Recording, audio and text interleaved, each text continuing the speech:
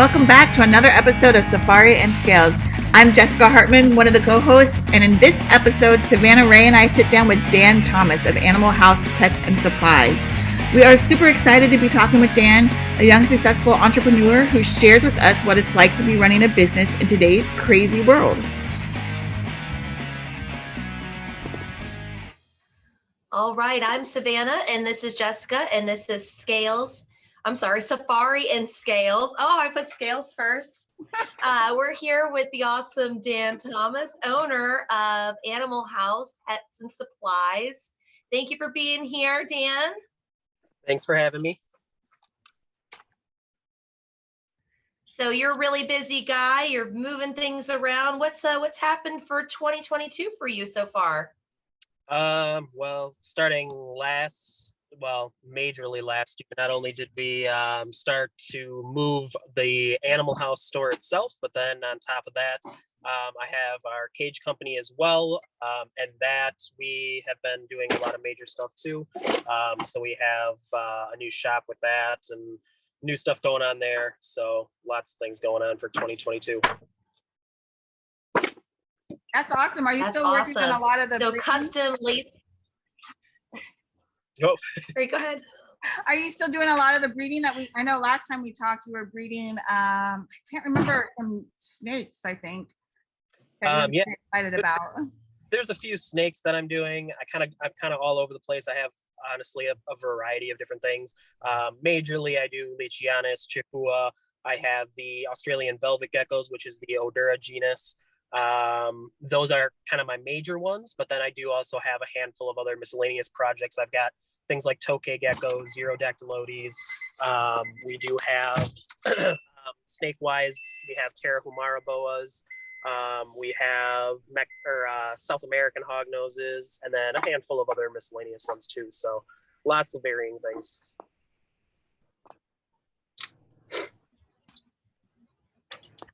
That's really cool. So with the new location, how's that going? Are you in full swing at the new location already? Are we still setting things up? Yeah, we're mostly in full swing. We're still doing some major tweaks like normal. It never ends, honestly. But yeah, we're still, we're up for the most part. We're still just doing some rearranging, cleaning up, adding different things, because with this new location, we do have a lot of additional retail space, which is nice. The one thing that we're lacking at this new location is storage space. So trying to accommodate all of the backstock that we normally have on top of all the show stuff we normally have and tons of other things. It's kind of hard implementing and having all of that stuff still stay the same while having less storage space. So storage space is honestly the biggest thing, but other than that, we're still working around it and making it happen, and everything else is pretty good as of right now. We're, like I said, doing just minor tweaks, but for the most part, we've got all of our animals up on display. We've got most of our products all squared away, tons of new products coming in. So yeah, lots of stuff. That's awesome. I can relate on the storage space. My store is really small. And in fact, we have the rats in our bathroom. So everyone will ask to use the bathroom, and I'm like, sorry, that's where our rats are. So and going in there, it's kind of scary. But yeah, storage space is difficult. We've tried to just kind of build up, so we have a lot of really tall shelves that we put stuff on, but it really stinks because I always need to get something that's on the very top, and I have to get the ladder, and then I have to pull stuff down. So the breeding animals, did you have to move those as well? Yeah, so some of my breeding animals I did have to move because I did have some of them at the store, but I do have some of them at my personal residence as well. And as far as that goes, I don't have too much at the store now. I moved a lot of it home before this move, so that way I didn't have to deal with all of that during the move. But I did have to move some of it, in which now, because at my old location, I had a basement where I had a lot of my extra stuff, my breeding things that I didn't need on display. But here, most of all that's on display now. So I do have some of my breeding stuff that's actually on display that people are able to see now, which is good and bad, because I do get a lot of people who are like, "Oh, that's awesome, I really want it." And then I'm like, kind of not available. But at the same time, it's cool because then I get to kind of talk about it and it gets people interested in something new. So it is kind of neat to be able to do that. But otherwise, yes, I do have things all over the place. And then in regards to the storage, like you were saying, that's kind of the same thing where I'm at, where this building at least is a lot taller. So I'm able to go a little higher with things. But at the same time, it's a difficult thing when you have to get a ladder out and go through all that just to get the product or show people or do whatever. So it's good and bad. But yeah, it works. It's not the best, but we make it work. Yeah.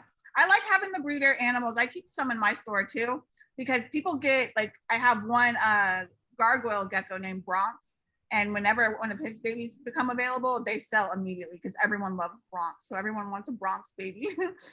So I have that. He's in our store as like a store pet.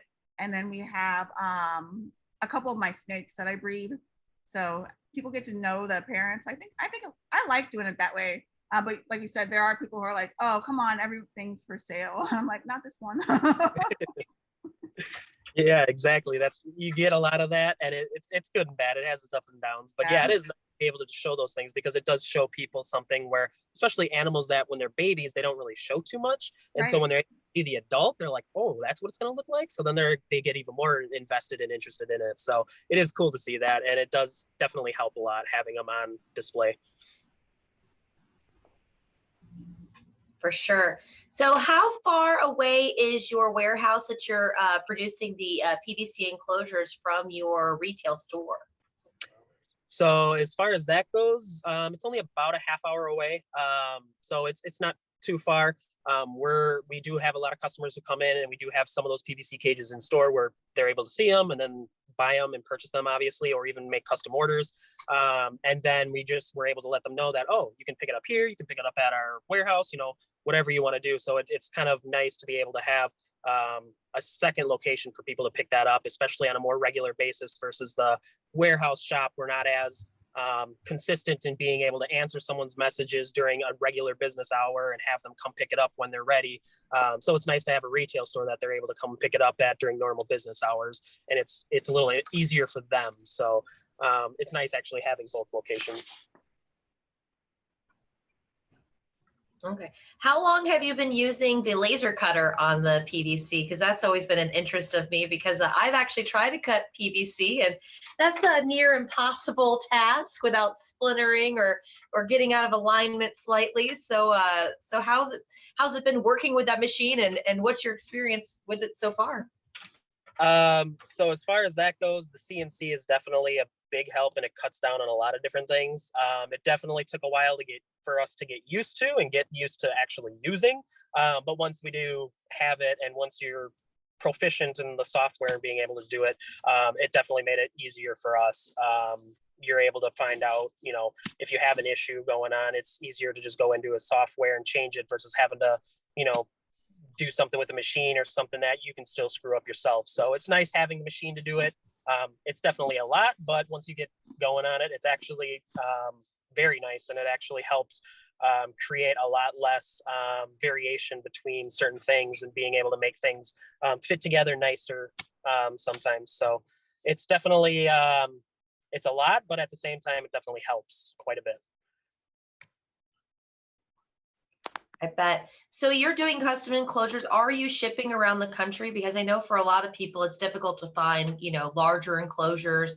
You kind of are, kind of standardized when it comes to the glass enclosures. And I know a lot of companies' turnover time it's been pretty long wait recently. So what is your turnaround time when someone puts in an order to when they get it? So as far as that goes, just pretty much like everyone else, we're still having the same kind of difficulties as them. So lead times definitely are long. Granted, ours aren't as long as some of the other people's, but it is still a little longer than we want it to be. But at the same time, with material delays and everything else, shipping going up, shipping taking longer, and everything else in between, it's kind of variable. But our lead time still, compared to some of the larger companies, are still at about half the amount of time. So that is definitely nice. We are shipping all over the country. We did just start and finally get our shipping stuff taken care of, where we're actually able to ship across the country. We do have orders that have gone out to New York, Michigan, we have some Arizona, all over the place. So we do and are getting orders out, and large orders like enclosures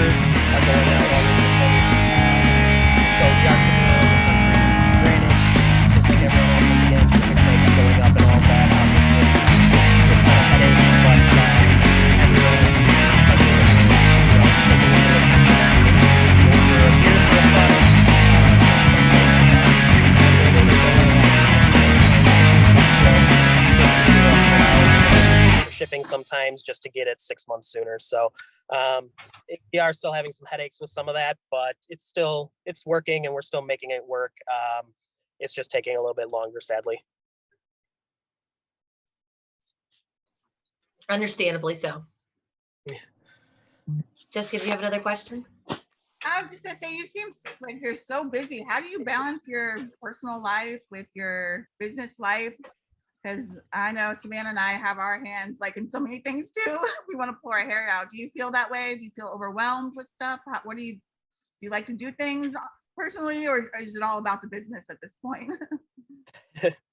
Yeah, that's a tough one because I get yelled at a lot for the fact that I don't do anything other than work, which I'm in the process of, and got some things in the works for myself personally that hopefully will help cut down on how much I work. But I do work 7 days a week, sometimes a lot more than 12 hours a day. I'm constantly working no matter what time or what day it is. I'm always doing something. I'm always going. It's definitely hard. It's definitely not fun all the time, but at the same time, I still do a lot of things that I like, which is good. But it does take a toll even when you're doing things you like and you still have other things you want to do. So I'm in the process of doing some things to hopefully help myself be able to take a little bit more time for myself and friends and other hobbies and whatnot. So I do like to do things outside of work. I just don't get the chance to very often at all. But I'm in the process of making that work. It is a struggle for sure. Now, where are you located? Because it looks cold. Yes, it is snowing right now. I'm in Wisconsin. Both businesses are located in Wisconsin. And it's been up and down. We just last week had 70 degrees and now it's snowing again. So wow, good best weather. Yeah, I'm kind of freaking out a little bit. I am going to Philadelphia tomorrow for a concert just for one day. And it is supposed to be really cold and I do not have a jacket. So I think it's going to be in the 30s. So I'm freaking out just a little bit. I don't know if a sweater is going to cut it, but I don't think it's supposed to snow while we're up there. So keeping my fingers crossed, but it's in I think yesterday it was 99 here.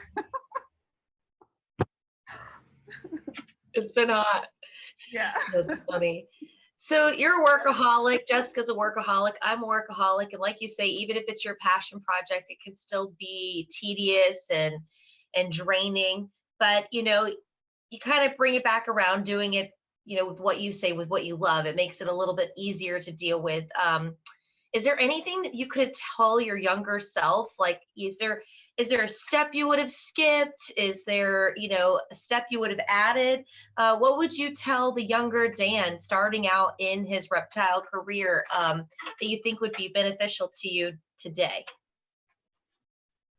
Ooh, that's a biggest thing that I've always had a problem with is everything. So I always like to have my hands and weight many things that I definitely should stop sometimes and think and not jump into a whole bunch of things at once. So I always think, oh, it's just a little bit extra time. It's a little bit of extra time. It's a little bit of extra time. But in reality, that adds up quite a bit, especially when you're doing it on a daily basis or a weekly basis. And so really what I would have told myself is to stick with a handful of really good projects or ideas and go from there. Don't try and do a little bit of everything all at once. Just start with something, go from there, dial that in before you add anything more on. Because I've been known to just add on and add on and add on, and then I do find myself overwhelmed at one point where I'm just like, what was I thinking? And now I got myself working even more hours because I don't want to bail on whether it's the animals or the project or whatever it is. I don't like I guess you can say failing. So when I'm just going to spend the time and do it. I'm going to put in more time and do it. So it hurts you in the long run. But if I would have stopped myself and actually kind of finish with one thing before I do another, it definitely probably could have helped out a lot and probably would have put me in a lot better position throughout the 7-8 years or whatever I've been doing this, at least with the store. Yeah, I struggle with that too because I know exactly what you mean about feeling like you're failing if you kind of move away from a project. So I kind of tend to push myself a little bit too thin as well, just because I don't want to give up on something, even though it's not going the way that I really want it to, and I don't really have the time to dedicate to it. So I understand what you're saying. You just don't want to feel like you're giving up on something. Yep. So talk to us about geckos. My son breeds geckos, and he is on me all the time about trying to get Lichiani's geckos. So we do the gargoyle and the cresties. That's what I have him doing right now, and he loves it. But he's always on me about trying to get these Lichiani's geckos. So what are the pros and cons of lychees? So as far as Lichianis geckos go, one that's been one that I've always liked ever since I started with any of the gecko species. Lichianis was always like one of the top three that I was always like, yes, I want to get that one. Yes, that's what I want to do. And I do have now a crazy amount of them. And I do still like them all quite a bit, but kind of like I was saying, I like to just like have my hand in every little thing. So even though I have Lichianis geckos, then there's all the different localities, there's all the different color variations, there's all that. So I try, and it's kind of the same thing. I tried jumping into every single one of those and having a little bit of it all. So I kind of had to take a step back there too, and kind of be like, okay, I want to work with these ones in particular and not go too crazy with getting a little bit of everything. But other than that, Lichianis are amazing. Honestly, when it comes to comparing them to like cresteds and gargoyles, they're honestly very identical in the terms of care. The biggest downside to them compared to the others is the mess. So when it comes to them, they like to poop down the front of the enclosure.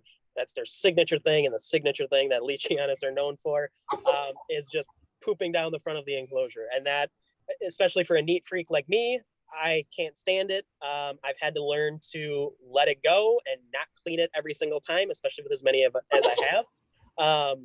So as far as that goes, it is the biggest downside to them. Not only does it smell, granted, luckily it smells just for like right when they do it, and then it dries, and it's honestly nothing. It doesn't really smell too bad. So that is a good thing about them, is that they're not crazy smelly. It's just right when they go to the bathroom, but they do go always down the front of the glass. That's just the first place they always go, no matter what. Not the sides of the glass, not the background, always on the front. And that's the biggest downside, especially when you have, like me, I've got a bunch of glass terrariums that are all nicely lined up, all nicely looking, but having a bunch of poop down the front of them is not always fun. So having to deal with that is honestly the biggest downside. Other than that, it's actually, I enjoy them a lot. Compared to the crested and gargs, they are more vocal, so you do hear them a little bit more, and I personally like that. Some people don't, but I like that. You can kind of hear them sometimes, but they're just a bigger, jumpy gecko. That's really funny. So I heard that though they're much harder to breed. Is that true? Yes and no. They definitely don't have the consistency that the other geckos do, but they're not necessarily hard. It's just making sure that you have compatible pairs. That's one of the biggest things. Once you pass that, you do have a compatible pair. After that, it's not necessarily that it's hard. It's just that they don't lay as frequently as like a crested gecko would. So they're not going to lay every 30 days, 2 eggs, 6 to 8 times a year, and you're good. When it comes to them, some of them can lay once or twice. That's all you're going to get. Some of them I had one pair that surprisingly laid 2 years in a row, 6 clutches back to back within 30 to 45 days of each other, nice and perfect. But they are variable. I found kind of dependent upon locality, but it's kind of varying. Just even with the same locality, I find it varying. But you don't get that consistency. That's really the biggest thing. So it's not necessarily that they're harder to breed. It's just that they're not as consistent to produce for you. Yeah. Now it's funny that you mentioned their smelly poop, because I think geckos, they're like the gargoyles and the crested geckos, their poop is not smelling, nothing like the bearded dragons or the blue tongue skinks. I think are the most smelliest reptiles that we have. I think they're the smelliest by far. But I always push people when they're looking for like an animal for their kid. I'm like, look, the crested gecko is great because their care compared to a lot of the other reptiles, I think, is a little bit easier. So, and their poop doesn't smell. Definitely, I'm kind of Not as bad. push them towards the crusteds and stuff. They're definitely a lot easier, not as smelly. But if you're willing to take on the fact that they're honestly, lychees are just a bigger crested gecko with a little bit more personality, in my opinion. But other than the poop aspect of it, it's not too bad, especially when you only are keeping a couple as a pet, maybe. They're definitely fairly simple. It's easy to keep up on the cleaning if you spot clean as they go. But if you have a bunch like I do, like I said, and then they start going down the glass right after you clean them, it's definitely not fun. What's your favorite reptile that you keep? Do you have a favorite? Lately, I would have to say probably.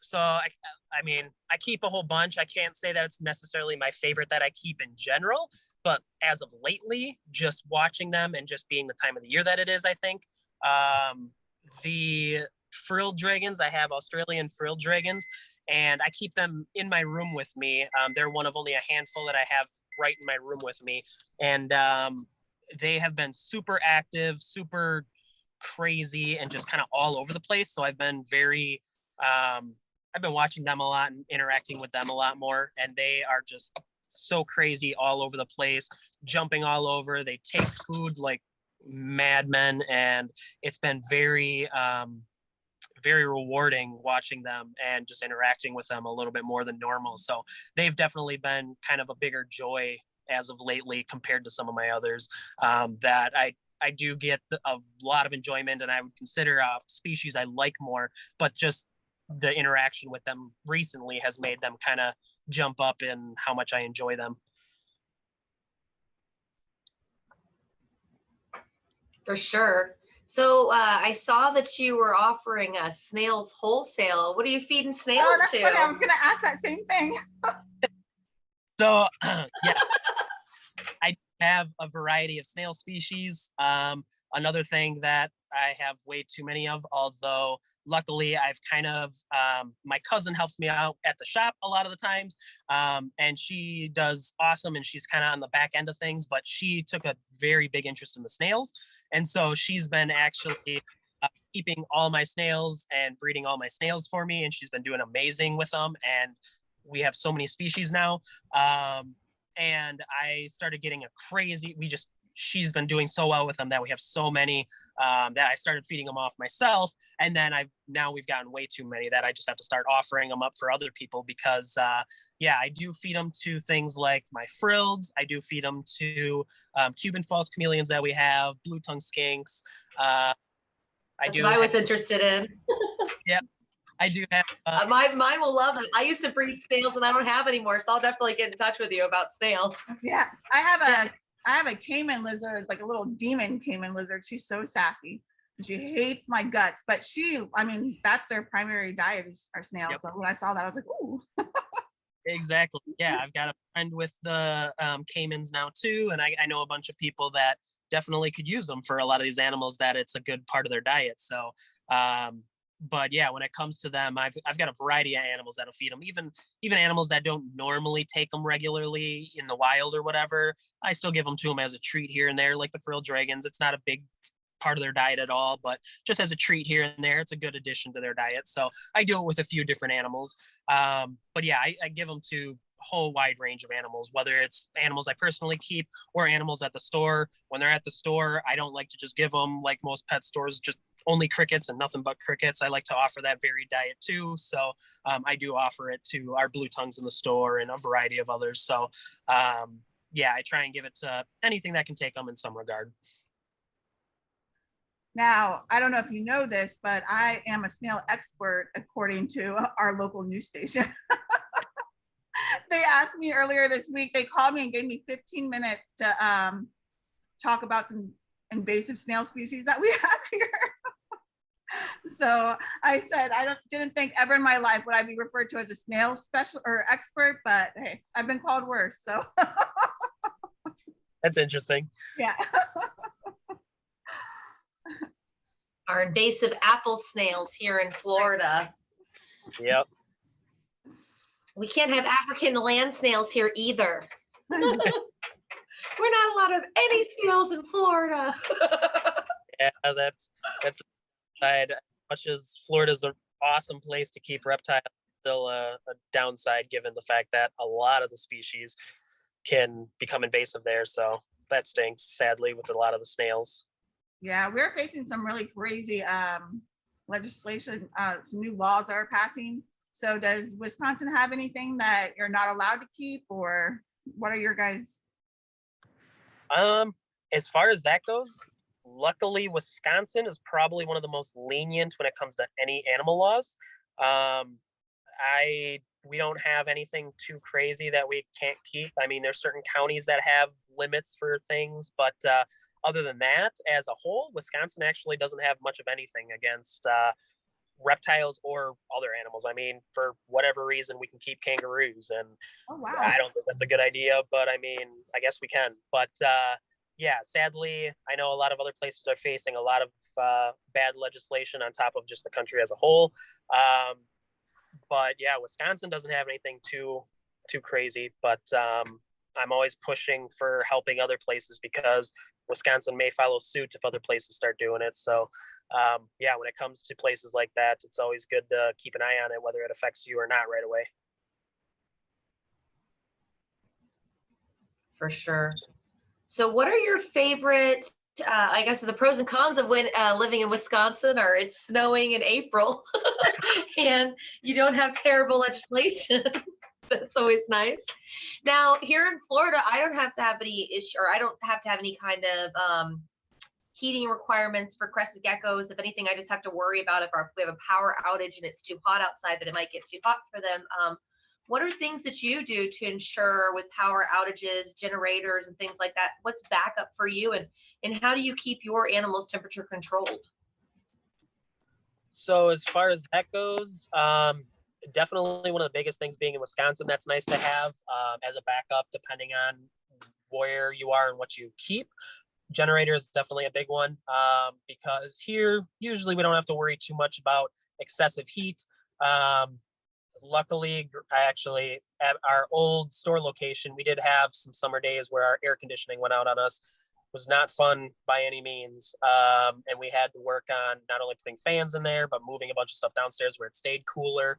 And that's, I guess, one of the benefits here is in Wisconsin, usually most people's basements stay at a relatively constant temperature. If you have an average home, whether it's 100 degrees here or whether it's 0 degrees here, no matter what, my basement, not on any thermostat or anything, will still stay between 55 and 65 degrees on average. So I don't have to worry too much as far as that goes because I can just move everything downstairs, at least at home. But otherwise, generators is really the biggest things that would be nice to have in case, you know, we have an outage. But it's not, we don't have too much extreme heat or cold weather that we have to worry about it a crazy amount. But I personally have, like I said, a lot of my downstairs can be utilized when it comes to my animals because I don't have to worry too much at home. But at the store, a generator is definitely a nice thing because having way too hot is honestly still the biggest issue, even though being in Wisconsin, heat is the biggest thing I've always had an issue with. I've never really had an issue with cold because even in basements, and the thing about animals is, granted not for a long period of time, but cold is a lot better in my opinion. So being a benefit in Wisconsin is it's nice. Animals aren't going to die immediately if they get too cold. Whereas if they get too hot, that can kill them almost immediately. So just like with shipping, being too cool is usually a lot better than being too hot. And so that's one of the benefits I like about Wisconsin is I don't have to worry too much about the heat. But I still like to take precautions with certain things.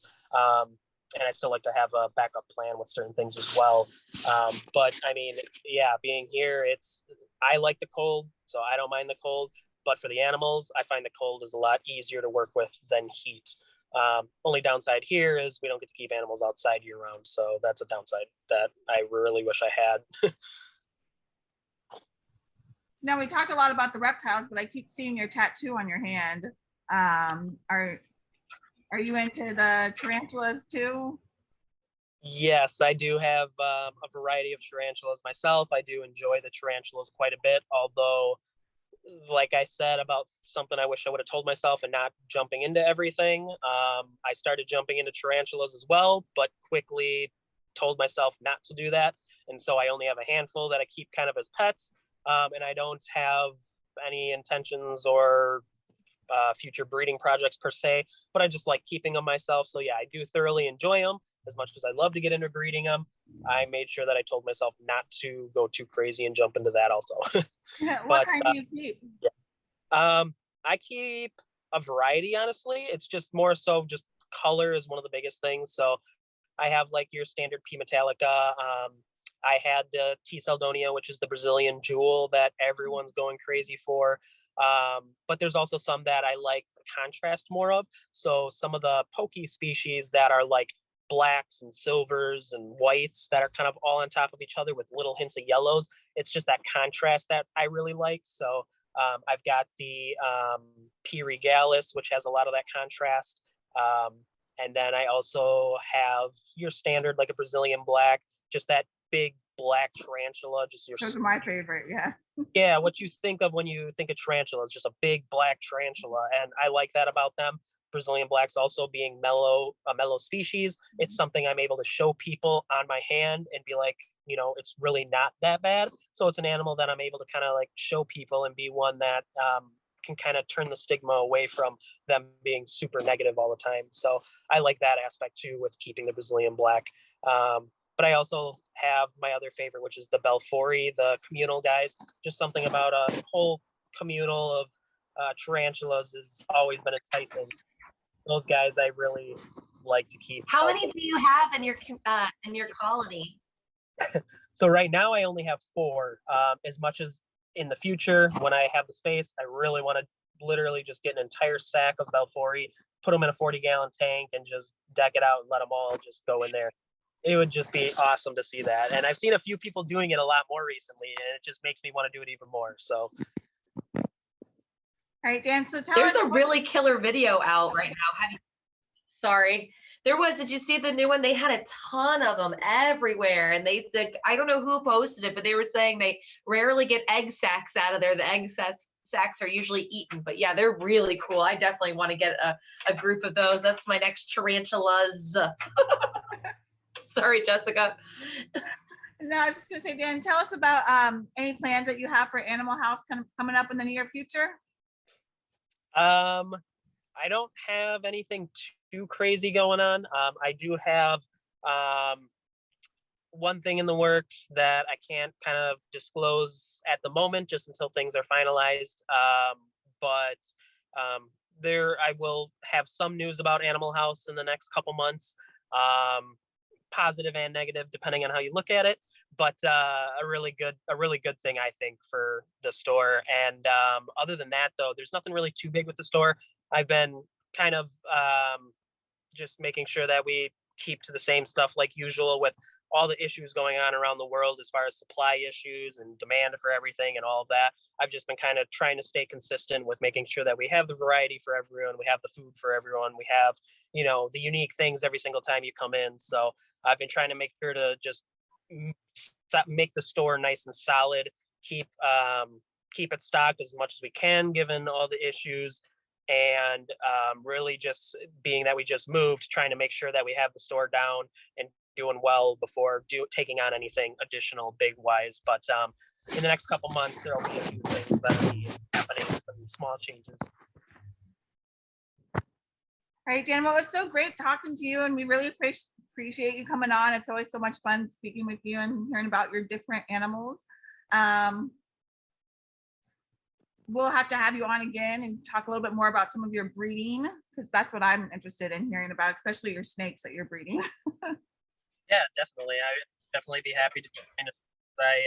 I've got some things with some of my snakes that I've near future, and some changes to hopefully gear more towards breeding. As the last couple of years I've just been so busy, I've been focused more on giving the animals a lot better care than trying to breed myself. So I haven't been doing too much as far as like really dialing in to breed, just more so dialing in to keep them healthy.